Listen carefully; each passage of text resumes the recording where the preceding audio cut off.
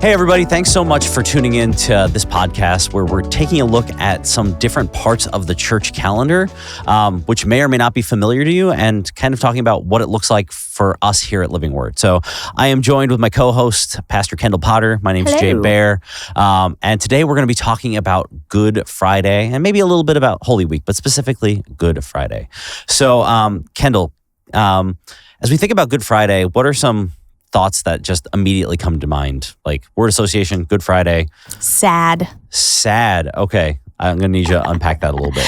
Well, it is the day that we historically remember Jesus' death, and it's not getting to Easter. We're not talking about the resurrection yet. So we pause and we do kind of focus on his death and without getting to the resurrection yet. And it's also a time that a lot of time we do some internal work of looking at ourselves. So yeah, it's funny that we call it Good Friday because it's kind of sad. Yeah, we were talking a little bit before we turned the cameras on. And as a worship leader, it is so hard to find songs that don't get you to the resurrection. A lot of times we just have to cut it short. Yeah. It's like verses 1 and 2, all of the stuff, cross, sin, all of the Good Friday language. And without fail, verse 3 is all of the Easter, hallelujahs, praise, he is risen, which we need. But I think one of the things that we're talking about is we want to kind of live in the tension that Good Friday brings. Yeah.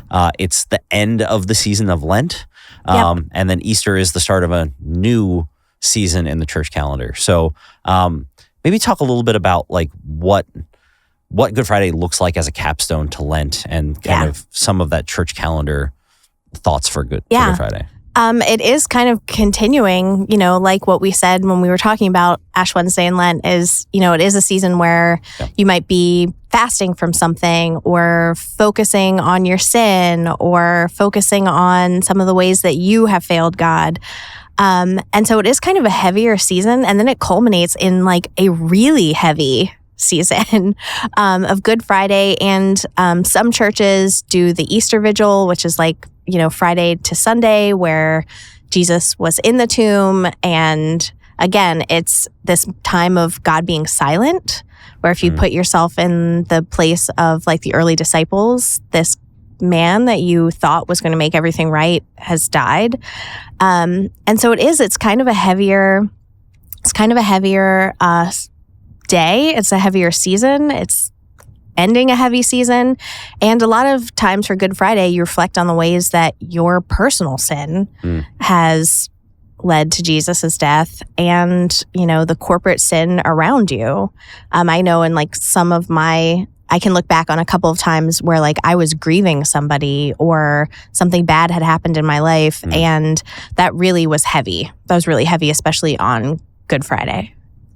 Yeah, I feel like, I didn't really grow up with a lot of church calendar stuff. I didn't either. And I think I'm still learning. You have been in it a little bit longer than I have. So for those who are watching that maybe have less experience, this is the one season outside of Advent that we did focus a little bit in the church I grew up with. We did Palm Sunday, and you would kind of get the palm and wave all that. And then that felt like the one break in Lent where it's a little celebratory. Yep. And then we would have a Maundy, Thursday service where we would take communion. This was the week that you spent almost every day in church. Every day in church, yeah. And then we would have a community Good Friday service where all the churches in our denomination would get together. And it was 3 hours long. And as a kid, it was maybe not my favorite thing. Yes. Yeah, I've been to some 7 Last Words of Jesus' services that are quite long. We are doing one. We did one last year. We're doing it again. We're changing the format a little bit. So hopefully it's a little bit more concise. And it wasn't 3 hours long. We just need to say that. This year, don't be afraid to come. I want to dive back into something you said at the beginning where you're Good Friday tends to be this sad moment. And it should be, right? Jesus died on the cross.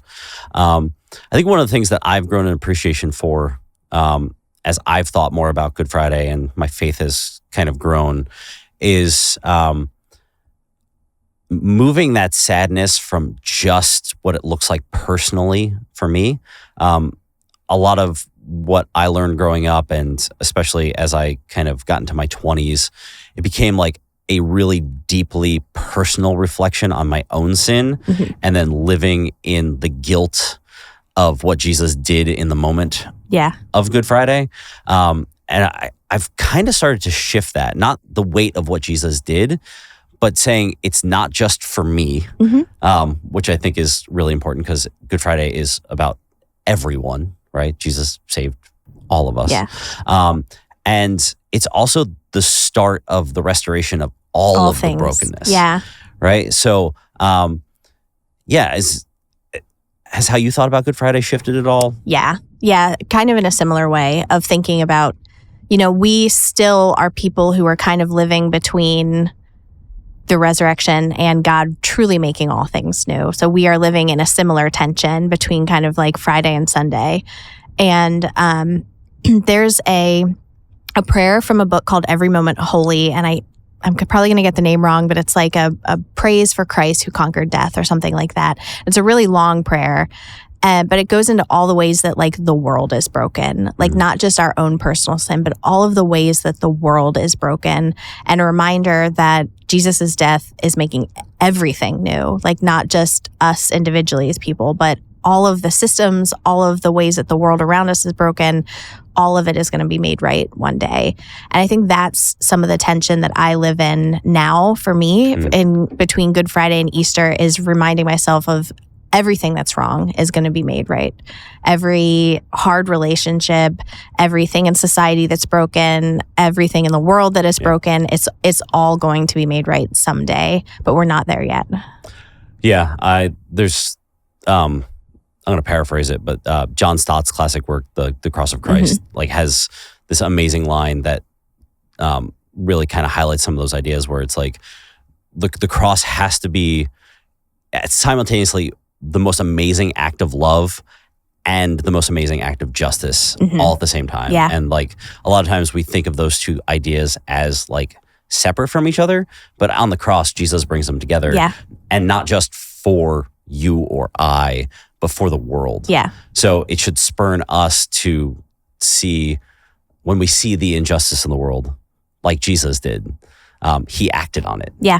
And it wasn't just saying, hey, I'm going to kind of take care of you in this. I'm going to take care of all of it. Everything. Yeah. Yeah. And that's really helps me move beyond myself in the moment, and it helps make Good Friday less sad for me. Yeah.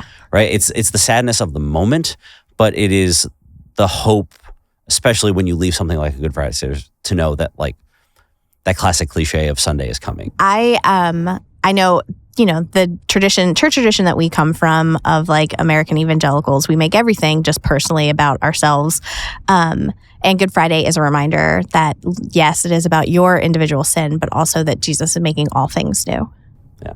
So for somebody listening who might not really come to church very often or has maybe never experienced a Good Friday service, maybe they're aware of the idea of the cross, like what would you say is like, if you could talk to somebody about Good Friday for the first time, like what would be the one thing that you would want to have them come away from that conversation with? Oh, I would think come to a service, and also just spending, whether it's Friday or Saturday or something, but spending some time just pausing in gratitude to remember the work of Easter, the work of the cross, and to just prepare yourself for Sunday. Again, I really encourage you to come to a Good Friday service, but if if this is all new to you, spend some time preparing yourself from Sunday, reading some scripture. At home as a family, we do this thing. We have like this little tree that we put things on each day of Holy Week. And then you don't do anything from Friday to Sunday. But then on Sunday, you get to turn, there's this cross, and one side of it is bare and the other side is like colorful. And you get to turn that on Sunday morning. So whether there's something like that you can mark time with between Friday and Sunday to pause and really think about Jesus's work of making all things new. Yeah. And I think when you do that, and it would probably be my encouragement, like it's going to be really hard for you to experience either a service or some kind of deep reflection about Good Friday and not have some kind of emotional response. That's normal. Yeah.